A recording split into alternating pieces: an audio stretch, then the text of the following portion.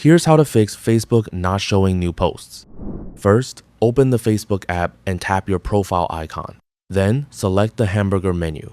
Go to Settings and select Settings and Privacy. Inside, scroll down and select Tab Bar. Tap Customize the bar, scroll to Feeds, and set it to Pin. This adds the Feeds tab to the bottom navigation bar, allowing you to view the latest posts in chronological order. You can then access Feed and get the new posts. If that doesn't fix the issue, log out of your Facebook account and sign back in. Sometimes refreshing your session is enough to restore your feed and display new posts correctly.